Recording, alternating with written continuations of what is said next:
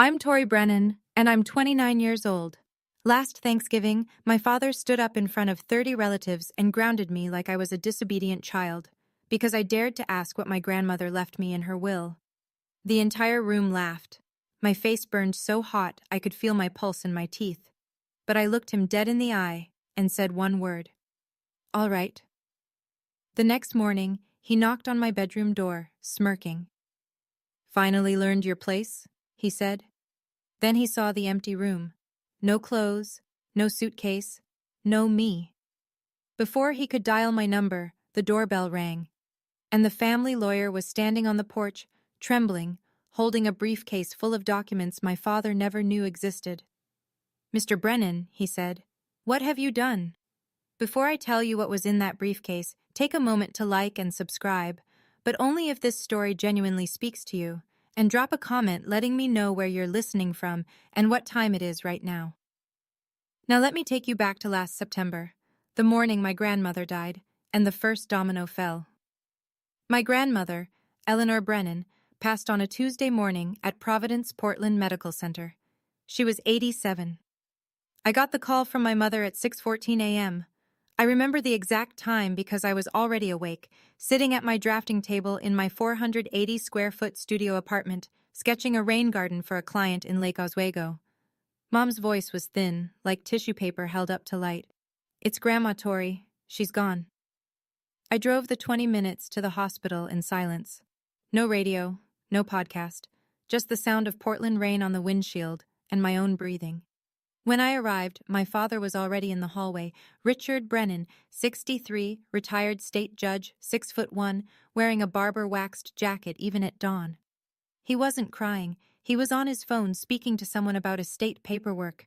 I heard the words filing timeline and probate schedule before he noticed me and ended the call without saying goodbye.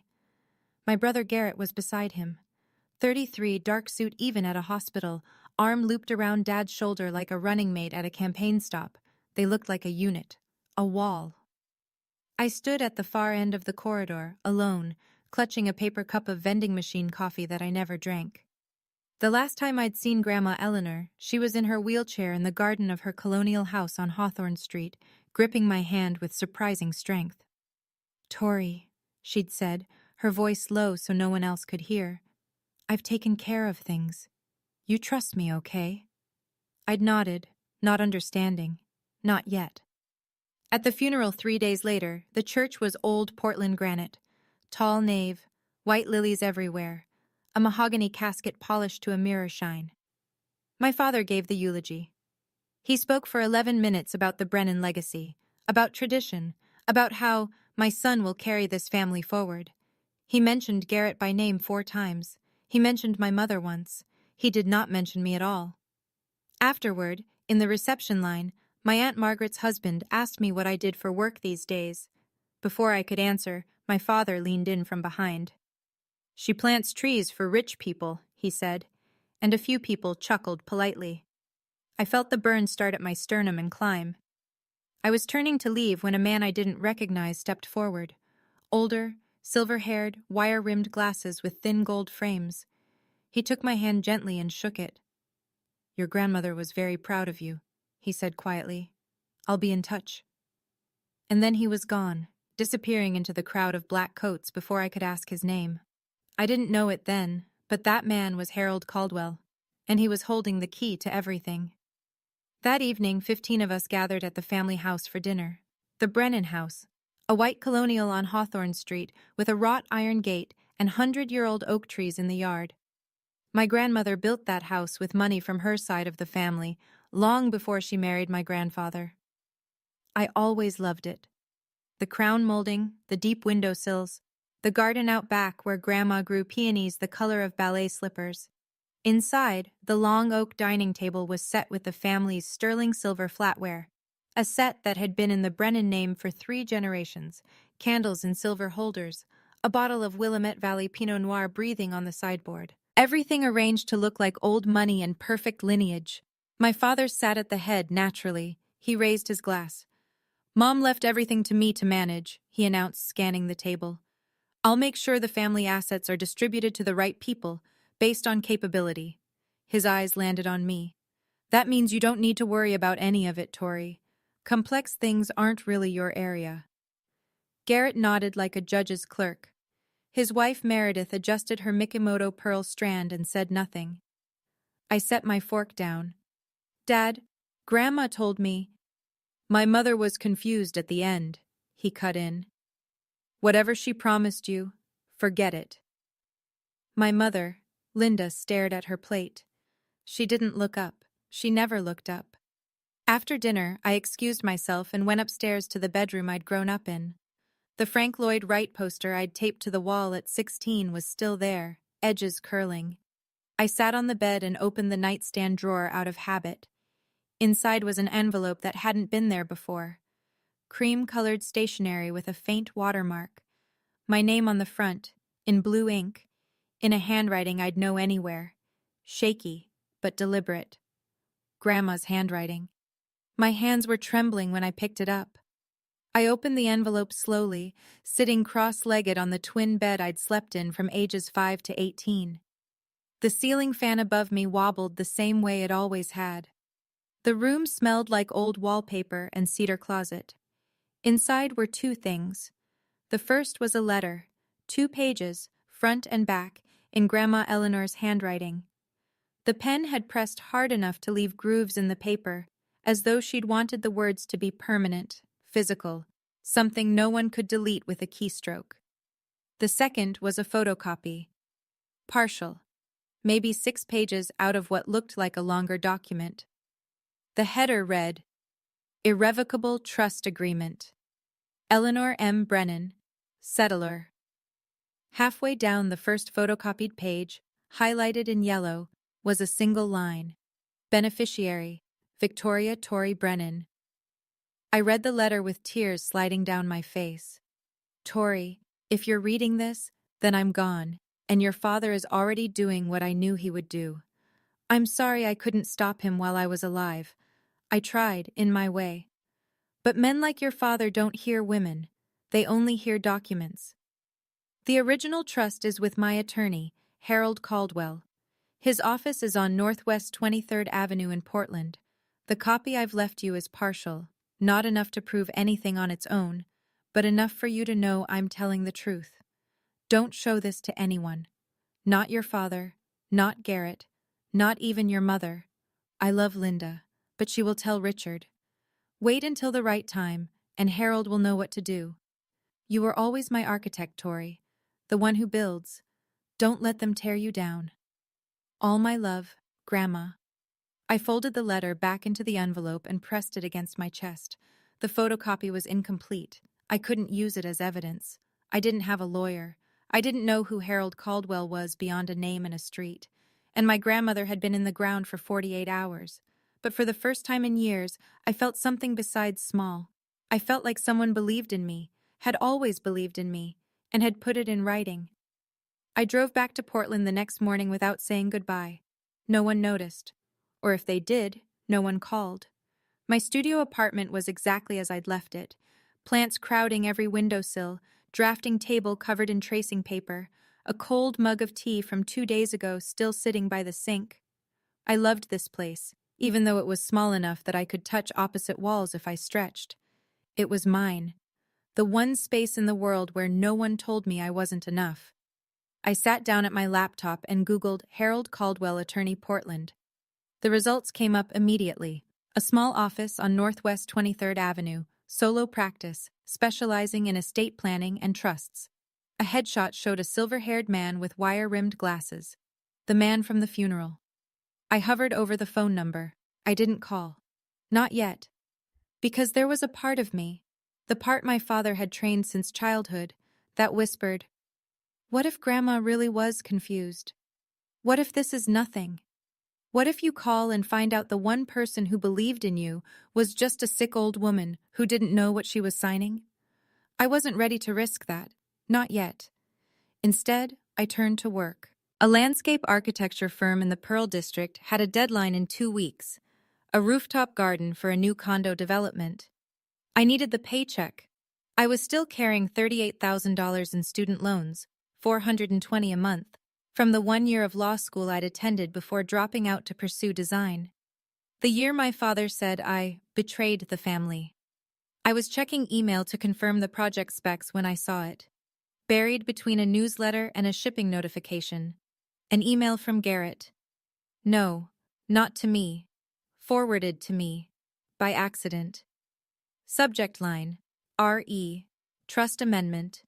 Draft Petition. My stomach dropped. I clicked it open, scanned the first lines. Then my phone buzzed with the project deadline reminder, and I had to close the laptop and get to the office. But I'd seen enough to know that whatever my father was planning, it had already started. 3 weeks passed. I threw myself into work. The rooftop garden project consumed 16-hour days, and I let it, because focus was easier than fear. But the email sat in my inbox like a splinter under skin. I hadn't opened it again. I wasn't sure I wanted to. Then my mother called. "Tori, your father wants the whole family together for Thanksgiving." Her voice had that particular thinness it got when she was relaying Richard Brennan's orders and pretending they were invitations. "He says he wants to mend things." I almost laughed. My father had never mended a thing in his life. He broke things and then told you it was your fault for being breakable. "I'll think about it, Mom." "Please, honey, he's trying." I said I'd let her know and hung up. Then I sat at my kitchen table, a second-hand IKEA piece I'd sanded and restained myself, and finally opened Garrett's accidentally forwarded email. It was a chain. 7 messages between my brother and my father spanning 2 weeks. The subject line, Trust Amendment, Draft Petition, was exactly what it sounded like. Garrett had drafted a legal petition to the court requesting a change of beneficiary on Grandma Eleanor's trust. The grounds cited were financial incompetence of the named beneficiary, me.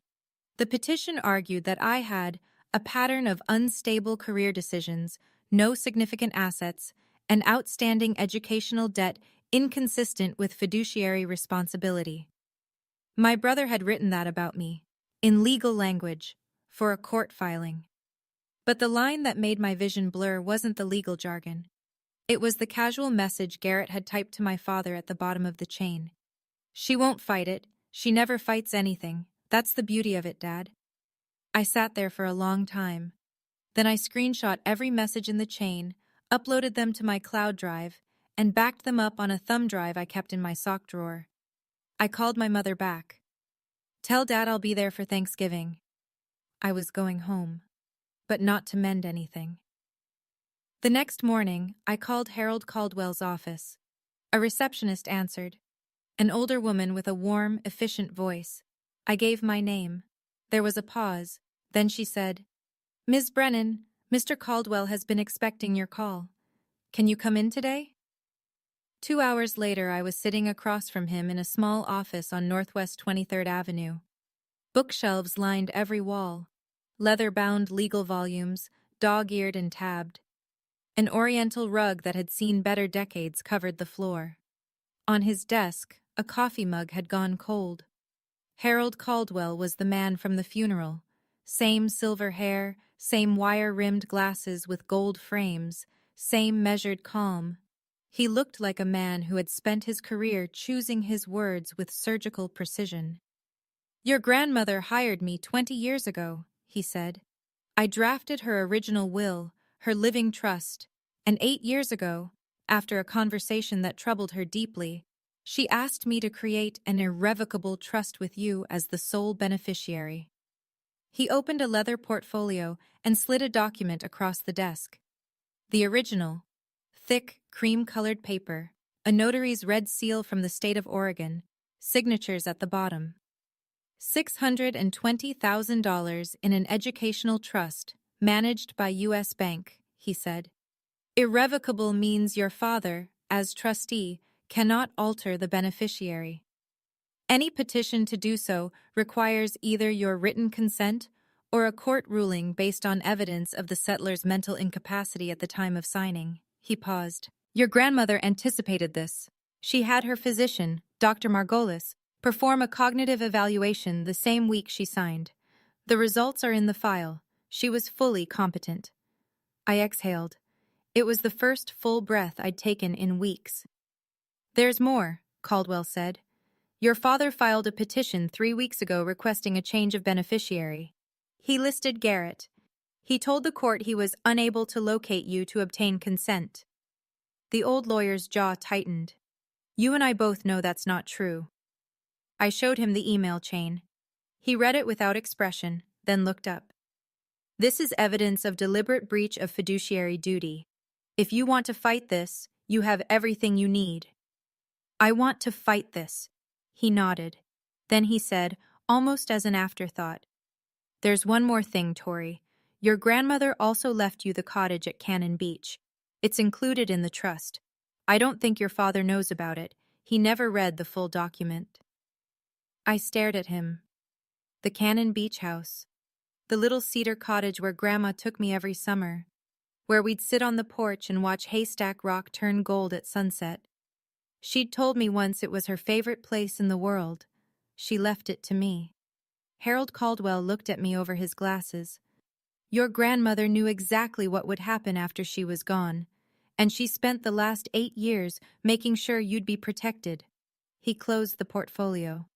The question is, when do you want to use this? Thanksgiving, I said. He's invited the whole family, 30 people. Caldwell studied me for a long moment. Then he gave a single, slow nod. The Wednesday before Thanksgiving, I packed a small bag, 1 change of clothes, my camel wool coat, the nicest thing I owned, bought secondhand from a consignment shop on Alberta Street, a toothbrush, and a manila folder, thick with notarized copies. The originals stayed with Caldwell. We'd agreed on that. He would hold the master set in his office safe, and I would carry copies, notarized, stamped, admissible as secondary evidence if needed. The originals were for the courtroom. The copies were for the family. I drove south through the autumn hills of Oregon. The leaves had gone full amber and rust along the highway, and the sky was that particular northwest gray that couldn't decide between rain and resignation. The Brennan house appeared through the trees like it always did. White colonial facade, wrought iron gate, the ancient oaks standing guard. From the outside, it looked like a postcard. This is what a good family looks like. That was the whole point. My mother met me at the door. She hugged me a beat too long, the way she did when she wanted to say something but wouldn't. Your father's in the study, she murmured. He's in a mood. I carried my bag upstairs, my old bedroom, the Frank Lloyd Wright poster, the twin bed, the nightstand drawer, now empty. I'd taken the envelope last time. From downstairs I heard Garrett's voice, then Meredith's bright, performative laugh, the clink of a wine glass. I knelt and slid the manila folder under the mattress. Then I went to the window. The backyard garden, Grandma's peony beds, was overgrown and gray. Nobody had tended it since she'd gotten too sick to kneel. The sight of it made my throat tight. I pressed my palm flat against the cold glass and whispered to no one, I'm here, Grandma. Downstairs, the Camus Cabernet was open, the granite fireplace was crackling, and my father hadn't stood up when I walked in. He looked at me from his leather chair and said, Oh, you came. Garrett was on the sofa beside Meredith, swirling wine. He glanced at my coat, second-hand, slightly pilled at the elbows, and said, Still haven't upgraded the car, huh, Tor? I smiled, sat down, said nothing. Tomorrow, 30 relatives would fill this house. My father had organized the largest Thanksgiving gathering in Brennan family history, far bigger than usual. I didn't know why yet, but a part of me suspected that Richard Brennan never did anything without an audience. Thanksgiving morning, the house filled like a theater before a show. Cars lined the street by 10 a.m.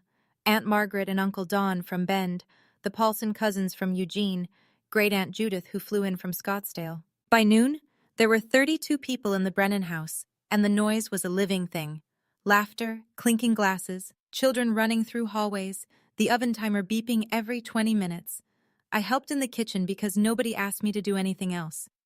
Linda and Meredith sat at the breakfast nook drinking tea while I chopped celery for the stuffing. That felt about right. The family division of labor hadn't changed since I was 12. At 4 o'clock, we sat down to eat. The long oak table in the dining room seated 18. The overflow went to a folding table in the adjacent living room.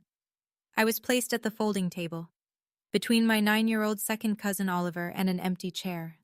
My father stood at the head of the main table, crystal chandelier above him, linen tablecloth, white as a surrender flag, the family's sterling silver gleaming under candlelight. He raised his glass of Pinot Noir. "This Thanksgiving is special," he said, his courtroom voice, the one that filled rooms and closed arguments.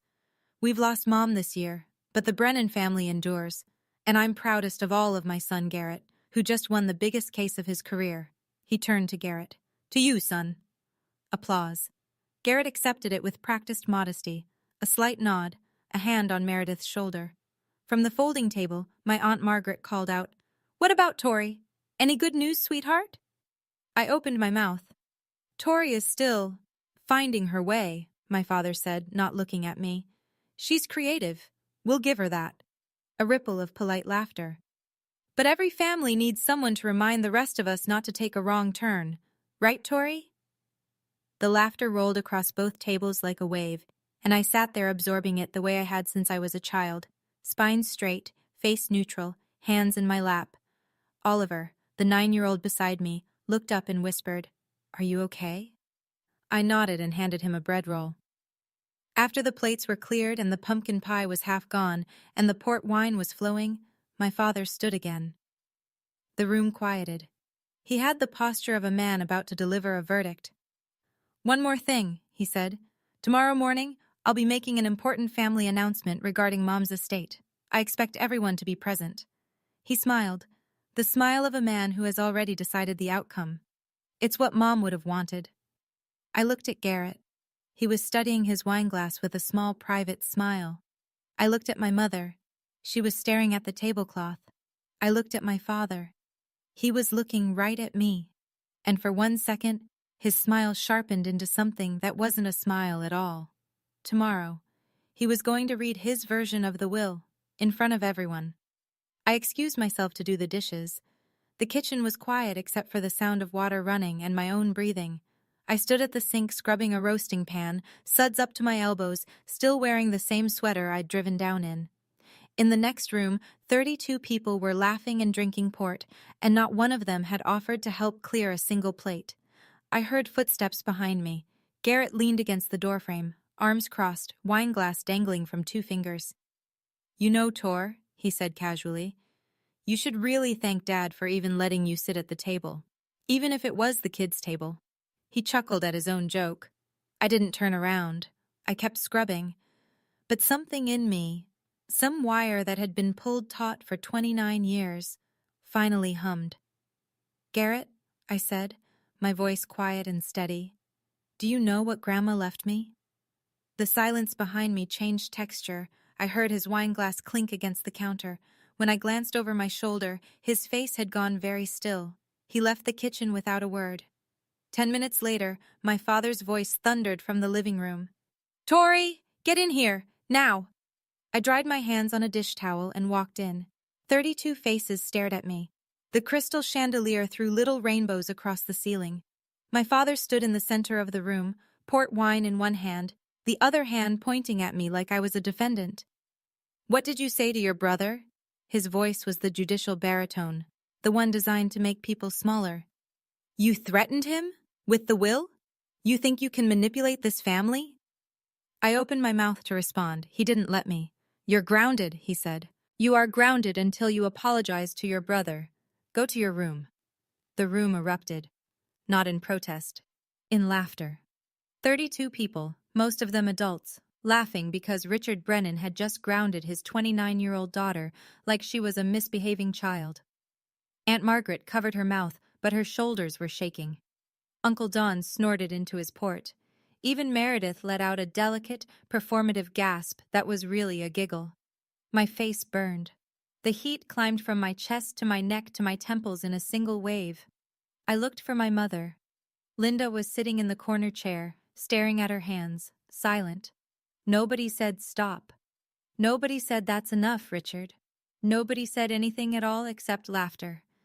I looked at my father. His Cartier tank watch caught the light as he jabbed his finger toward the staircase. "Go," he repeated. "Now." I held his gaze for 3 full seconds. Then I said, in a voice so calm it surprised even me. "All right." I turned. I walked upstairs.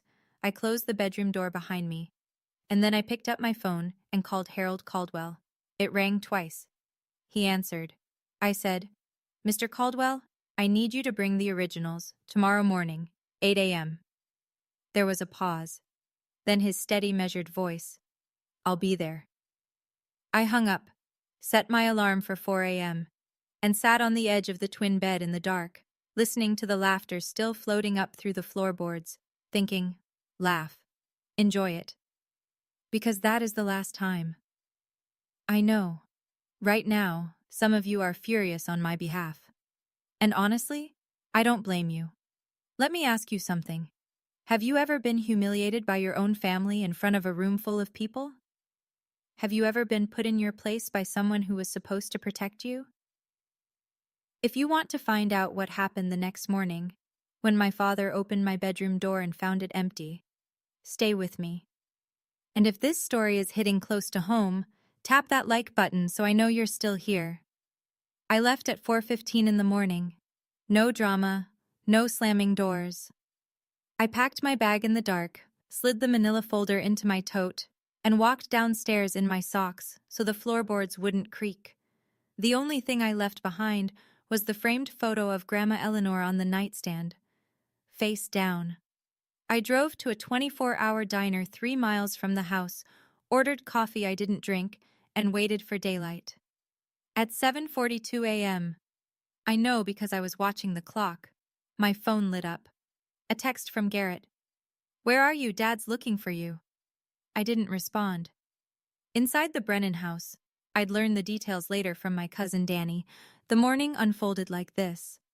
My father came downstairs at 7:30, freshly showered, wearing a pressed Oxford shirt, looking like a man about to chair a board meeting. He poured his coffee, scanned the room, and said, "Someone go wake Tori. She's got an apology to make." Nobody moved. Not because they were standing up for me, because nobody wanted to deal with it. Richard climbed the stairs himself. He knocked twice, his judicial knock, crisp and expectant. "Tori, it's morning. You ready to apologize to your brother?" Silence. He opened the door. The bed was made. The closet was open and empty. The drawers were cleared. The room held nothing of me except the photograph of Grandma Eleanor, face down on the nightstand, like a final punctuation mark. Danny told me later that my father stood in that doorway for a full 10 seconds before his expression shifted. Confusion first, then something darker. He came downstairs slowly. "Tori's gone," he announced to the 20-odd relatives still lingering over breakfast.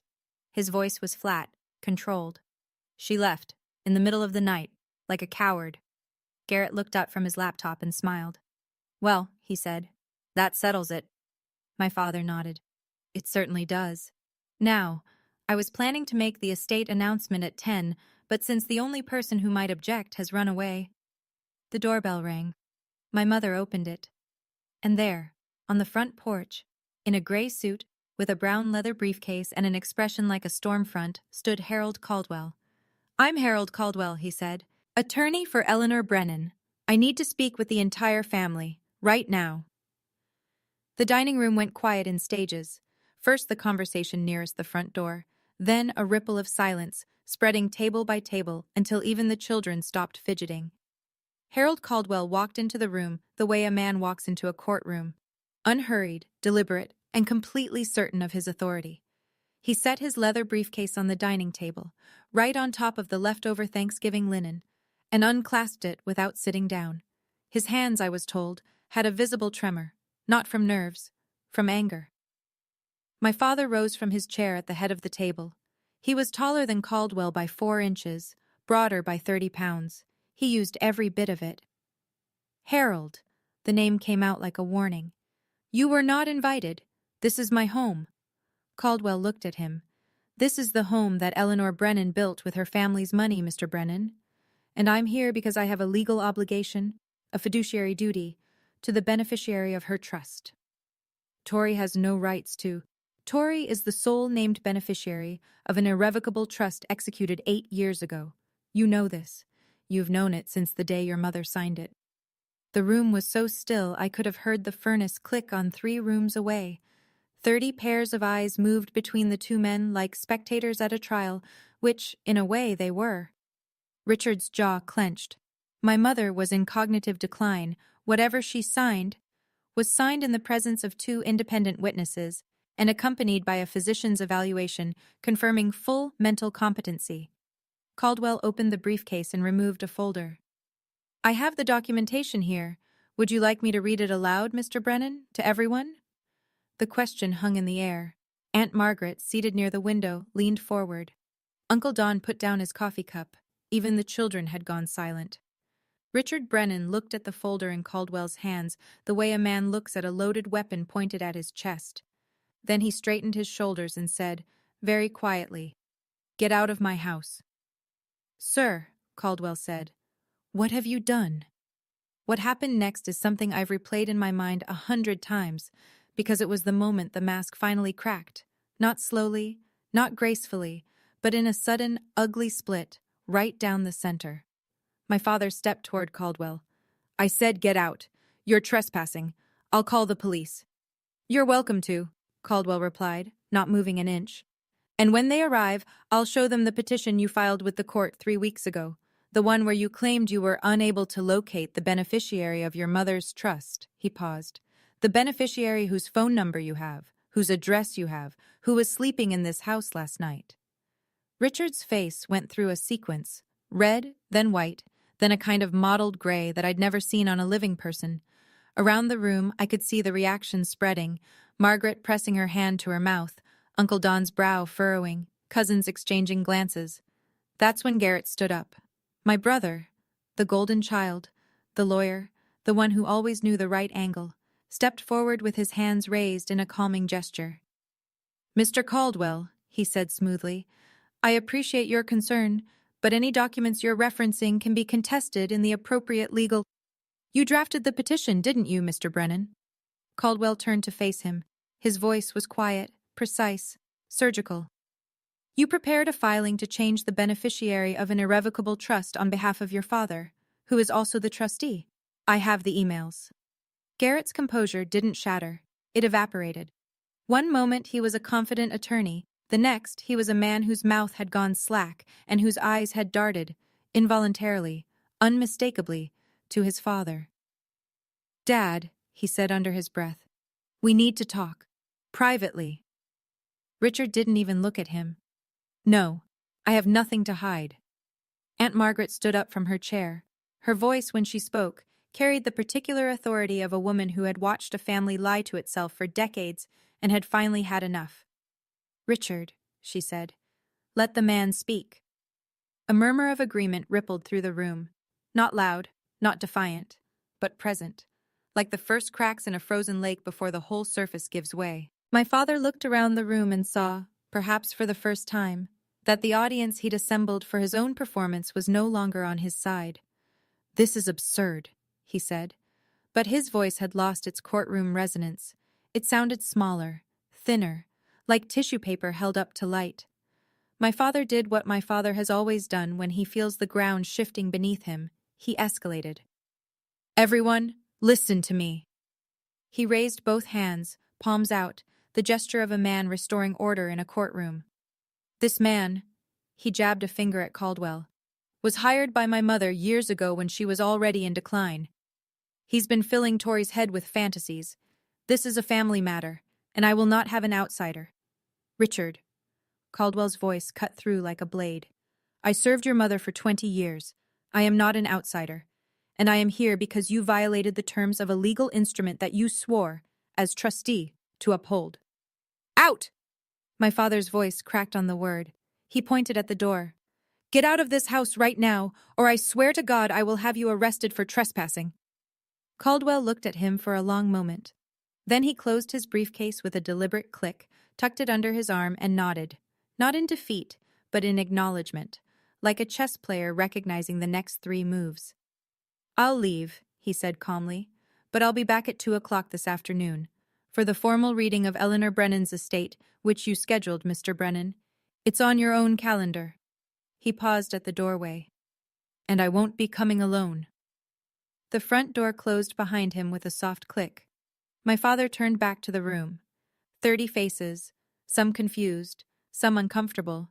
A few, Margaret, Danny, openly skeptical. He smoothed his shirt, adjusted his watch, and reassembled his composure the way a man straightens a painting after an earthquake. "I'm sorry you all had to see that," he said. "Tori hired some bargain basement lawyer to stir up trouble. It's what she does. She runs from responsibility and then causes chaos from a distance." He shook his head with practiced sadness. "This afternoon, I'll read Mom's will properly, and everything will be clear. I promise you that." Garrett, who had been standing frozen by the sofa, sat back down and pulled his laptop onto his knees. His fingers moved quickly, deleting something, I'd later realize. Emails. The room exhaled. People returned to their coffee, their conversations, their children. The crisis had been deferred. Richard Brennan was still in control, or so he believed. 2 o'clock was 5 hours away. The clock on the mantelpiece, a Waterford crystal anniversary piece that had belonged to my grandmother, counted every second. I was parked outside a Stumptown Coffee on Division Street, watching rain trace crooked lines down my windshield. My Honda Civic, 2014, 147,000 miles, a small dent in the rear bumper from a parking garage in college, was not the kind of car that made anyone look twice. And that morning, invisibility was exactly what I needed. My laptop was open on the passenger seat. At 8:17 a.m., I'd sent a formal email to the Trust Management Division at U.S. Bank, requesting written confirmation of my status as beneficiary of the Eleanor M. Brennan Irrevocable Trust. At 9:41, the reply came from a trust officer named Patricia Langley. "Dear Ms. Brennan, this is to confirm that you are the sole named beneficiary of the Eleanor M. Brennan Irrevocable Trust, account and the trust corpus of $620,000 remains intact and has not been disbursed. A petition to amend the beneficiary designation was filed on October 14th by the current trustee, Richard A. Brennan, but has not been approved by the court. No disbursements can be made without your written authorization." I read it 3 times, then I saved it, backed it up, and printed a copy at the FedEx office 2 blocks away. At 11:15, Caldwell called. "He threw me out," he said, with something that might have been dry amusement. "Threatened to call the police." "I know. My cousin Danny texted me. 2 o'clock, Tori. I'll be parked on the next block. You go in first. I follow." "Okay." A pause. "Are you sure about this? Once it's done, there's no going back." I looked out at the rain. A woman walked past the car holding a little girl's hand, both of them splashing through puddles, laughing at nothing. The simple, stupid beauty of people who felt safe. "I've been going back my whole life, Mr. Caldwell. Every holiday, every phone call, every time I swallowed something that should have made me spit. I'm done going back." "Then I'll see you at 2.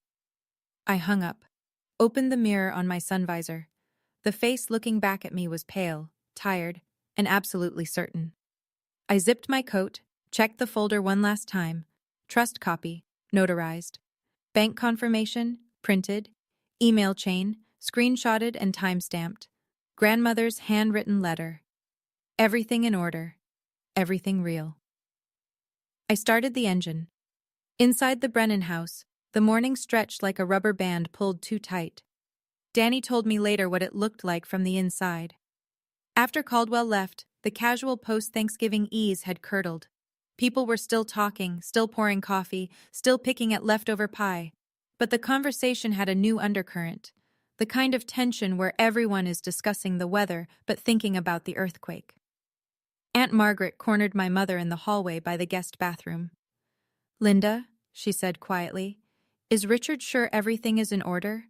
That lawyer this morning didn't look like a man who was bluffing." My mother's eyes were rimmed red. "I don't know, Margaret. Richard doesn't tell me about the finances. He never has." Margaret looked at her for a long moment and said nothing, which from Margaret said everything. In the kitchen, Danny pulled out his phone and texted me. "You okay? What's going on?" I replied, "I'm okay. Be there at 2. Please be in the room when I get there." He wrote back instantly, "I'm not going anywhere."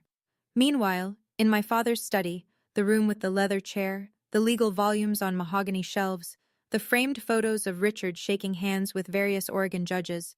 My father was making phone calls. Danny heard him through the door, growing louder with each attempt. It was the Friday after Thanksgiving. Every attorney's office in Portland had their voicemail on.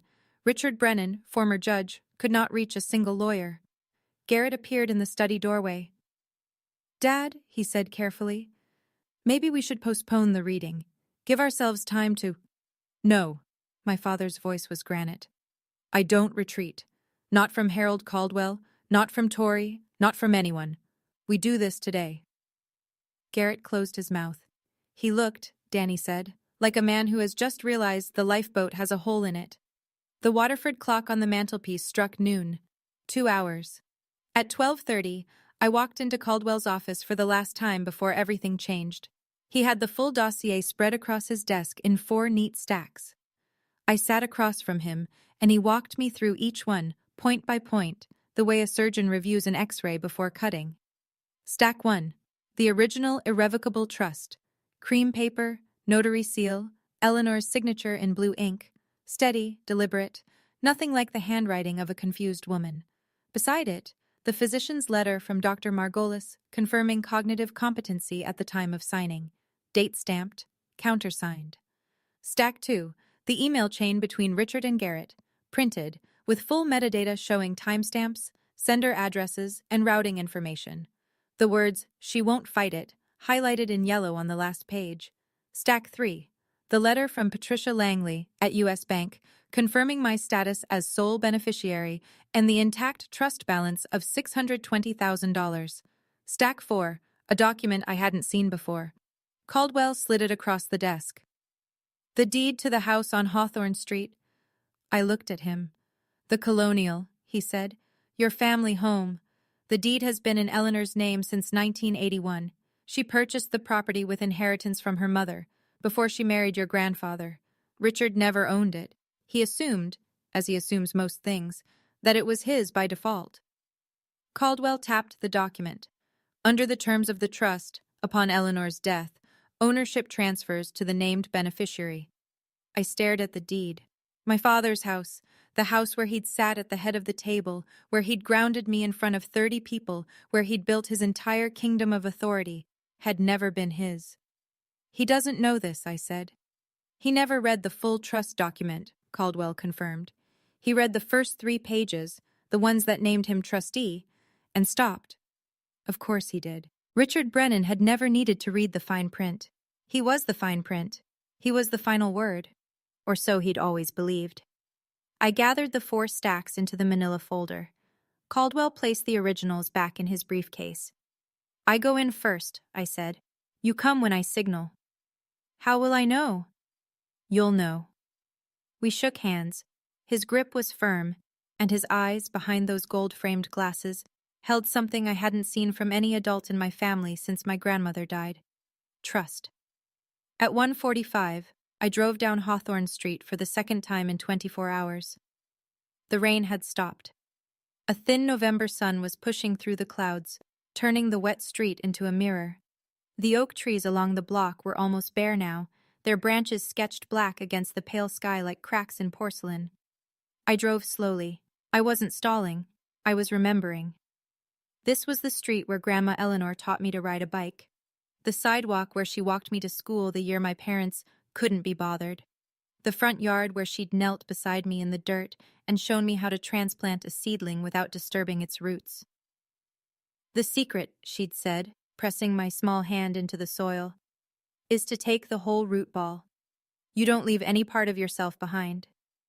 My phone buzzed. "Linda." I pulled over and answered. "Tori, where are you?" My mother's voice was strained, pleading. "Your father is furious. Just come home and apologize, and this can all be over. Please." "Mom," I said, "I'm coming home, but not to apologize." A silence, then very small. "What are you going to do?" "The right thing." I hung up. Parked on the block behind the house, next to Caldwell's silver sedan. He was sitting in the driver's seat, briefcase on his lap, reading glasses on. He glanced at me through the windshield and gave a single nod. I got out of the car. Camel coat. Canvas tote with the manila folder inside. My hands were steady. The gate was open. The front door was unlocked. From inside I could hear voices.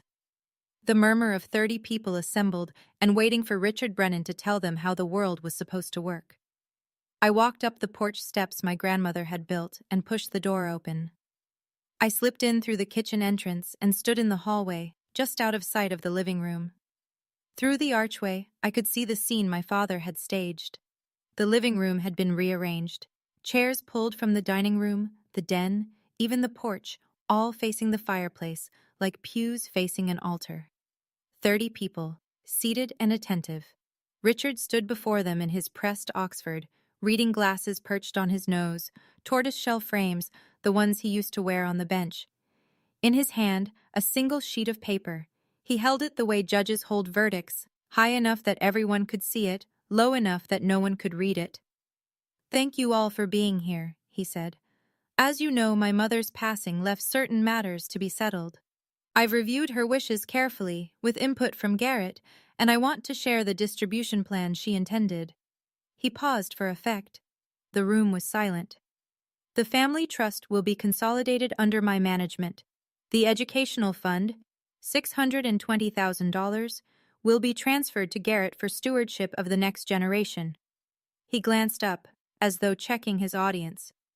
"As for Tori," a small, merciful smile. "Mom wanted her to have a gesture of goodwill. $5,000. A few sympathetic nods. Meredith placed her hand on Garrett's arm. Garrett lowered his eyes in a performance of humility so polished it could have won an award. "Are there any questions?" my father asked. From the hallway, I took a breath, pulled the manila folder from my tote, and stepped into the room. Behind me, the front door opened quietly. Harold Caldwell walked in. "I want you to picture this for a second. You walk into a room. 30 of your relatives are sitting there. Your father has just told all of them that you're worth $5,000. He's holding a piece of paper like it's a gavel. And you're holding the truth. What would you do? Tell me in the comments. And if you haven't subscribed yet, now's the moment. Because what happened next in that living room is something nobody in my family has ever forgotten." Every head in the room turned. 32 faces, some surprised, some confused, a few genuinely pleased to see me. My cousin Danny, sitting in the back row, gave me a small nod. Aunt Margaret straightened in her chair. My father's expression went through 3 phases in 2 seconds: surprise, annoyance, then a hardening. The courtroom mask snapping back into place. "Well," he said, "the prodigal daughter returns." A few obligatory chuckles from the crowd. "I assumed you'd run off for good this time. Are you here to apologize to your brother?" "No," I said. My voice was level, calm in a way that surprised me, because my heart was slamming against my ribs so hard I was sure people could see it through my coat. "I'm here to hear the will, the real one." I walked past him, past his pointed finger, past his Cartier watch, past the chair where he'd held court for 30 years, and set the manila folder on the table beside the fireplace. Caldwell stepped in behind me. Briefcase, gray suit. The quiet authority of a man who had been doing this for decades. "What is this?" Richard said. The annoyance was curdling into something uglier now. "I told you this morning. Get out of my house." I turned to face the room. Not my father. The room. The people. "I'm sorry to interrupt," I said, "but what my father just read is not my grandmother's will. It's not her trust document. It's a distribution plan he wrote himself." I placed my hand on the folder. "This is the original irrevocable trust that Eleanor Brennan executed 8 years ago. It was filed with her attorney, Mr. Caldwell, and verified by U.S. Bank, the institution managing the trust fund." I opened the folder. My grandmother named one beneficiary, me. Silence. Not the polite, performative silence of a family gathering. The absolute atmospheric silence of a room full of people who have just realized they are witnessing something they cannot undo. My father's face drained of color, not gradually, all at once, like someone had pulled a plug. Aunt Margaret said, clearly and firmly, Let her speak. Caldwell stepped forward. He opened his briefcase on the table beside my manila folder, removed the original trust document, and held it up so the room could see the notary's red seal, the state of Oregon, bright as a stop sign against the cream-colored paper. This is the irrevocable trust of Eleanor Margaret Brennan, he said. His voice carried the way good lawyers' voices carry, without shouting, without strain. Executed on March 14th, 8 years ago. I was present at the signing, along with 2 independent witnesses, a retired clerk of court named Dorothy Haynes and a CPA named Robert Voss. Both are available to confirm. He began to read. The settlor, Eleanor M. Brennan, hereby establishes this irrevocable trust for the sole benefit of her granddaughter, Victoria Tori Brennan. He paused and looked at the room over his glasses. Trust corpus. A sum of $620,000, held and managed by U.S. Bank, Portland, Oregon. Additionally, the real property located at 4714 Hawthorne Street, Portland, Oregon, deed recorded under Multnomah County, originally purchased in 1981, shall transfer to the beneficiary upon the settler's death. A gasp, audible, collective, swept through the room. Uncle Don leaned forward so far his chair creaked. Margaret closed her eyes briefly, then opened them and looked directly at my father. The house, someone whispered from the back row. She left her the house? Caldwell continued. As trustee, Richard A. Brennan was given administrative authority only. He was expressly prohibited from altering the beneficiary designation, disbursing funds without the beneficiary's written consent, or encumbering the real property in any way. Caldwell lowered the document and looked at my father. In the past 3 months, Mr. Brennan has filed a petition to change the beneficiary to his son Garrett, claiming he was unable to locate Ms. Brennan. He also failed to notify her of the trust's existence after Eleanor's death, as required by Oregon law. Caldwell reached into the briefcase and produced the printed email chain. He held it up, the yellow highlighting visible from across the room. These are emails between Richard Brennan and Garrett Brennan, in which Garrett drafted the fraudulent petition and Richard approved it. He read aloud the line that had burned itself into my memory. She won't fight it. She never fights anything. That's the beauty of it, Dad. The room turned to look at Garrett. My brother was sitting very still, his hand frozen on Meredith's arm. His face had gone the color of ash. Meredith slowly, carefully extracted her arm from under his hand and folded both of hers in her lap. Aunt Margaret shook her head. Uncle Don muttered something under his breath. Danny stood up from his chair in the back row and walked forward to stand beside me, not saying anything, just standing there. Present. My father opened his mouth, closed it, opened it again.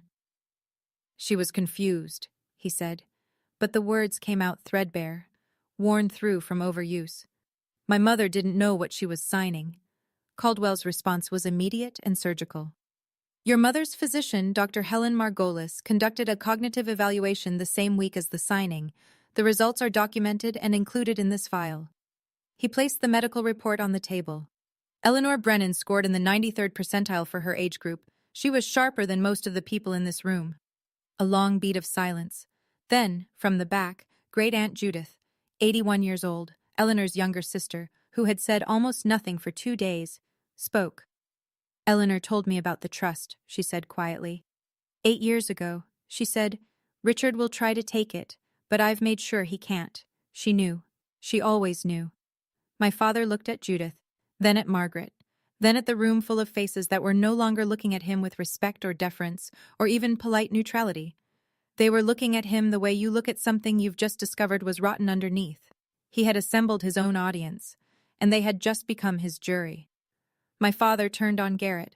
The alliance, the one they'd built over 33 years of shared entitlement, collapsed in a single sentence. Say something, Richard's voice broke open, raw and jagged. You're the lawyer. Contest it. Do something. Garrett didn't move.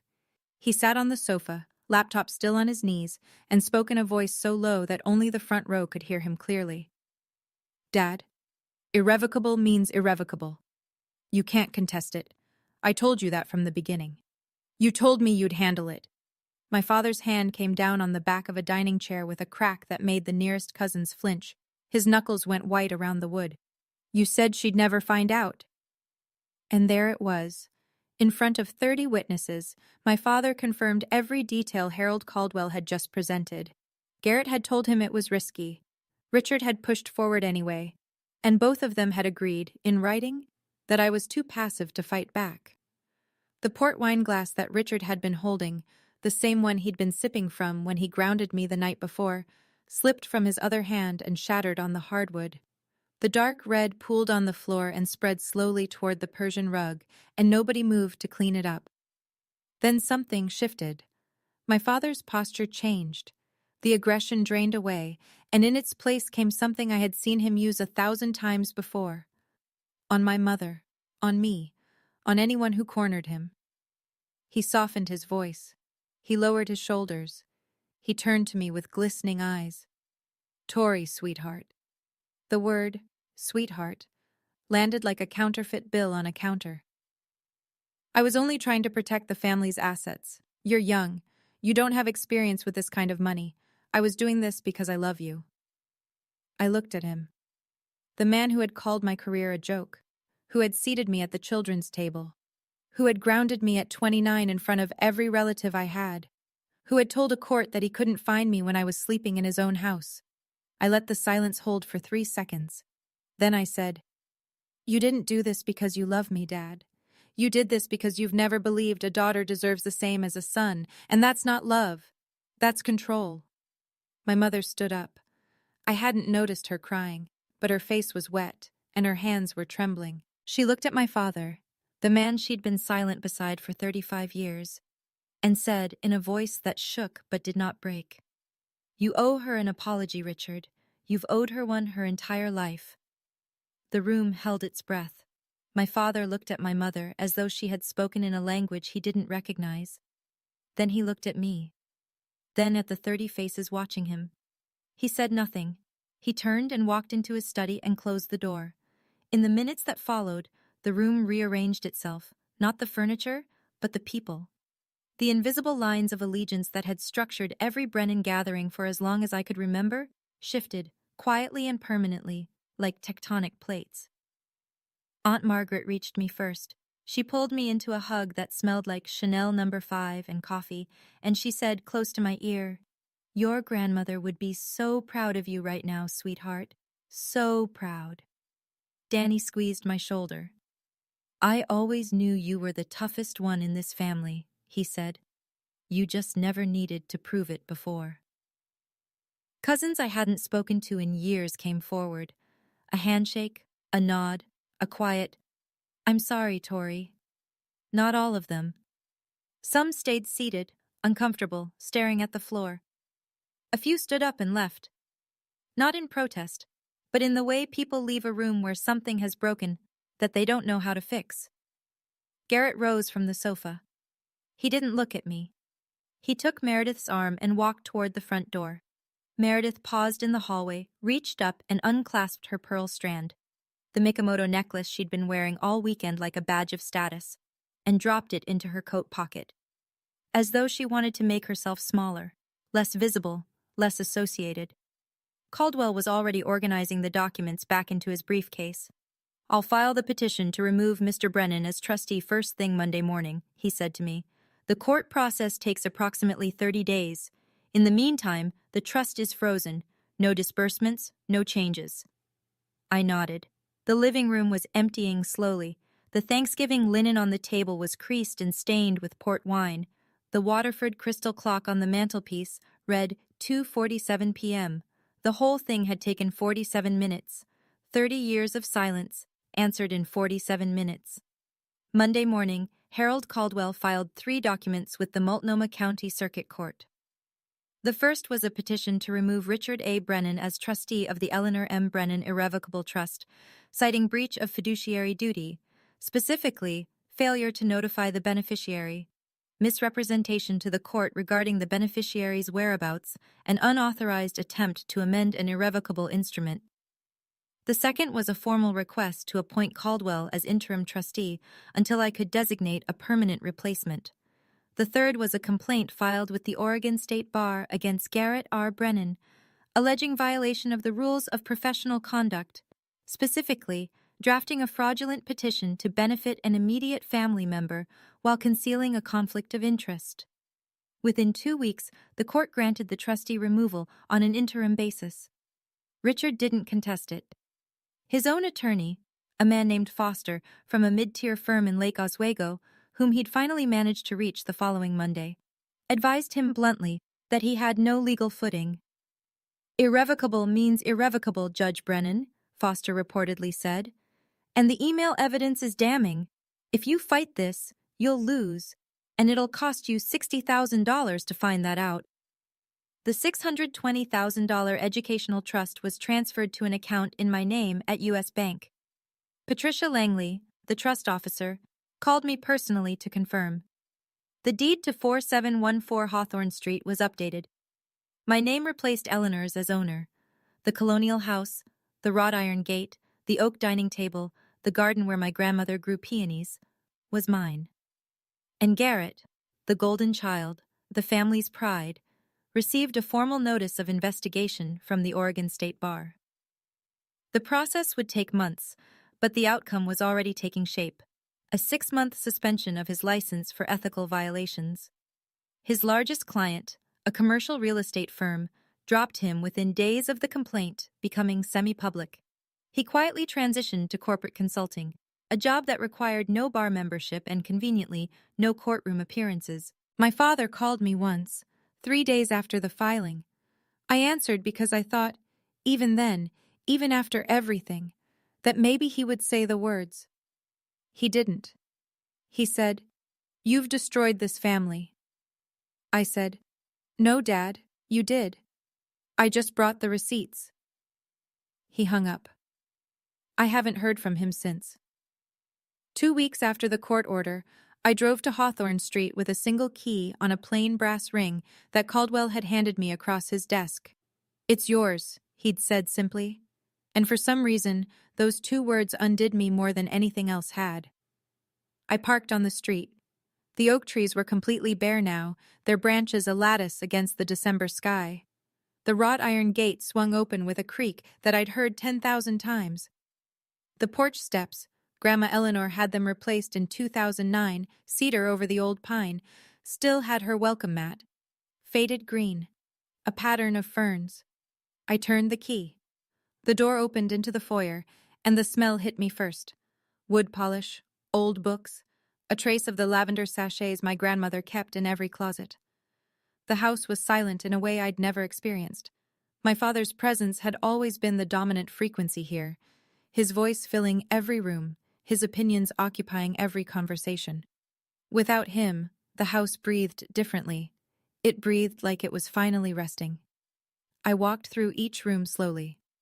The living room, where 30 people had sat and watched my life change. The dining room, with the oak table still bearing faint water rings from port glasses.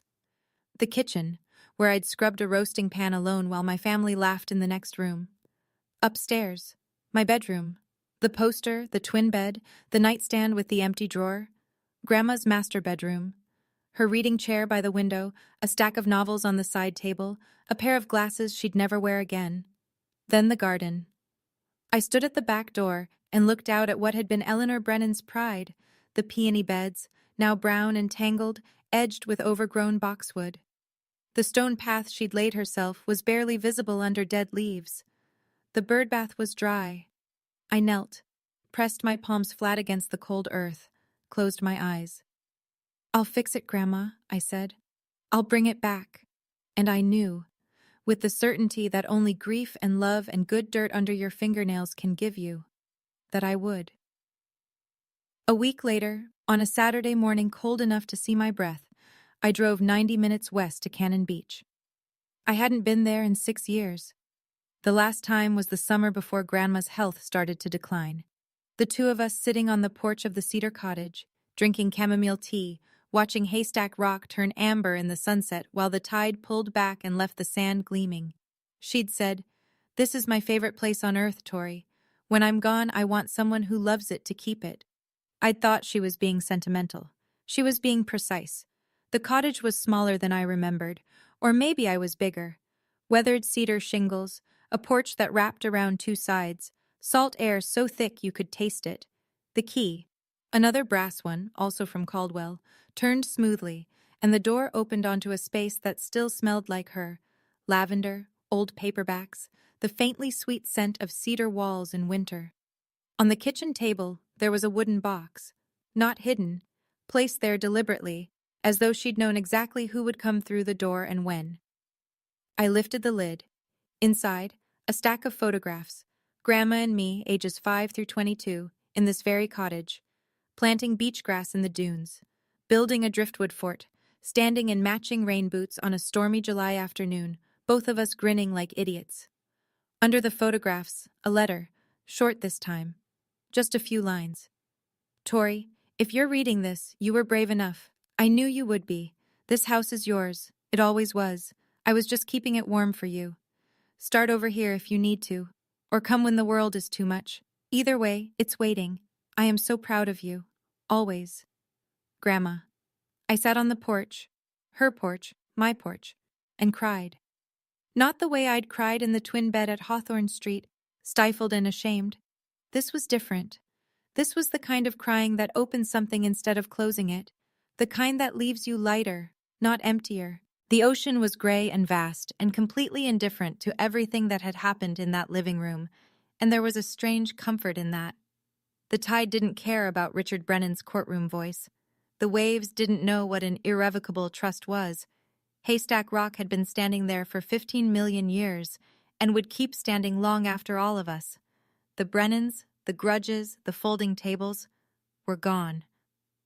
I wiped my face, took a breath of salt air, and for the first time in months, felt something I'd almost forgotten the shape of. Peace. That Sunday night, back in Portland, I sat at the oak dining table in the Hawthorne house, my house, and wrote an email to my family.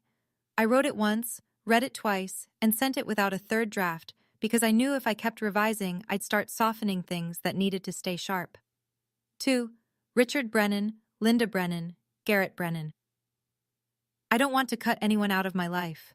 That was never the point, but I will not return to a relationship where I am belittled, dismissed, or treated as less than. If you want to have a relationship with me, it will be on terms of mutual respect, not hierarchy. The door is open, but it swings both ways now. Tori.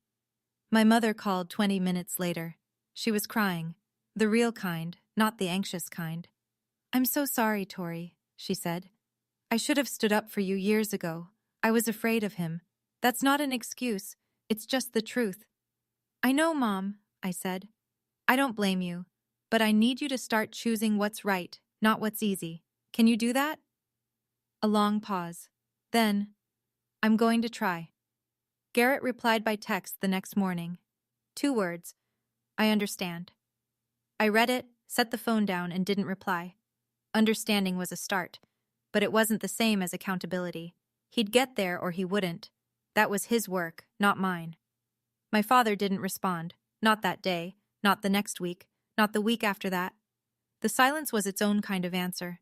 Familiar, really. Richard Brennan had been silent on the things that mattered my entire life. At least now I'd stopped waiting for him to speak. 6 months later, spring had come to Portland, and the peonies were coming back. I'd spent the winter on my hands and knees in my grandmother's garden, pruning, clearing, aerating the soil that had gone sour from 2 years of neglect. The roots were deeper than I'd expected. They'd survived the abandonment. They just needed someone to cut away the dead weight and let the light in. I knew the feeling. With the student loan gone, paid in full, $38,412, the most satisfying check I've ever written. I used a portion of the trust to lease a small studio space in the Alberta Arts District, Brennan Landscape Design. My name on the door. My grandmother's name, really. The Brennan name meant something different to me now. The Hawthorne house had become both home and office. I converted the downstairs study, Richard's old throne room, the one with the mahogany bookshelves and the leather chair, into a design studio. I replaced his legal volumes with plant identification guides and stacked the shelves with soil samples and seed catalogs. It felt right. It felt like rewriting. Danny came by on weekends to help with the garden. Aunt Margaret called every Sunday morning, sharp at 9. Just checking in, she'd say, and then we'd talk for an hour. Linda came to visit for the first time on a Thursday afternoon in April, the first time she'd entered the house without Richard beside her. We didn't say much. We planted tulip bulbs along the front walk, side by side, and that was enough. Richard rented an apartment across town. I heard through Margaret that he told his friends I'd stolen the house, that my grandmother had been manipulated, that the whole thing was Caldwell's fault. The story changed depending on the audience, but it always had the same ending. Richard Brennan was the victim. Some things, I suppose, are truly irrevocable. Garrett's suspension from the Oregon State Bar lasted 6 months. He'd moved to corporate consulting. Something with logistics, Margaret said. He and Meredith had quietly separated, though I didn't know the details and didn't ask. He hadn't contacted me since the I understand text. I left the door open, the way I said I would. I just wasn't going to stand in the doorway waiting. I'm telling you this story from the porch of the Cannon Beach cottage. It's a Saturday. The tide is out. Haystack Rock is doing what it always does, standing there, solid and ancient, and unbothered by anything as temporary as a family argument. I come here on weekends when I need to remember what quiet sounds like. The cottage is exactly as Grandma left it, except I've added a small herb garden by the front steps. Rosemary, thyme, lavender, the kind of plants that get stronger the more wind they take. I'm not telling this story to teach anyone a lesson. I don't believe in that. Every family is its own country, with its own laws and its own wars, and the people inside it are the only ones who know the real map. I can't tell you what to do with your father, your mother, your brother, your inheritance. I can only tell you what I did. Here's what I know now. Silence isn't agreement. I spent 29 years being quiet at the dinner table, and the people around me took that silence and called it consent. It wasn't. It was just a woman who hadn't found her evidence yet. Waiting isn't weakness. My father and my brother counted on the idea that I wouldn't fight. They were almost right. What they didn't account for was that there's a difference between someone who can't fight and someone who's choosing when to. And the last thing, the thing that matters most. My grandmother didn't leave me money. She left me proof. Proof that someone in my family saw me, the real me, the one who builds things, and decided I was worth protecting. Not with words, with documents, with plans, with the kind of love that hires a lawyer and thinks 8 years ahead. That's the inheritance that changed my life. Not the $620,000, not the houses, the knowledge that I was worth the trouble. I still have the Frank Lloyd Wright poster. It's on the wall of my studio now, behind my drafting table, edges still curling. I look at it every morning and think about the girl who taped it up at 16, who wanted to build beautiful things and was told that wasn't enough. She was enough. She was always enough. She just needed the paperwork to prove it. Early morning, the hawthorn garden. The soil is damp from last night's rain, and the air smells the way Oregon air smells in spring, green and clean and full of the particular promise that comes from things deciding to grow. I'm on my knees in the dirt, planting peonies. The same variety my grandmother grew. Sarah Bernhardt, she always said, because she was dramatic, she was pink, and she lasted longer than anyone expected. Grandma had a sense of humor about everything, even flowers. The roots go in, the soil goes over. I press it down gently, firmly, the way she taught me, the whole root ball, nothing left behind. The sun clears the roofline and falls across the garden in long, golden bars. Somewhere in the house, my coffee is getting cold. Somewhere in Portland, my father is waking up in a rented apartment and telling himself a story where he's the hero. Somewhere in the future, maybe, he'll stop. I stand up, wipe the dirt from my hands, and notice something on the front porch that wasn't there last night. An envelope. No stamp, no return address. Just my name, in handwriting I'd know anywhere. Not Grandma's this time, but almost as familiar. I open it, a single line. I'm sorry I never stood up. I'm standing now. Mom. I fold the letter. I tuck it into my coat pocket, right next to the one from Grandma, the one I carry everywhere, the cream-colored stationery with the blue ink and the words that saved my life. 2 letters, 2 women, one who planned ahead and one who finally caught up. I walk back into my house. The house my grandmother built. The house my father lost. The house that was always meant for someone who would take care of it. I close the door, and for the first time in 29 years, it feels like coming home. Thank you for staying until the end. I mean that. If this story made you feel something, anger, relief, recognition, hope, then it did exactly what I needed it to do. Hit like if it resonated. Subscribe if you want more stories like this one, and check the description below. There's another story waiting for you there, and I think you might need to hear it too. I'm Tori Brennan, and that was the last time I ever sat at the kids' table.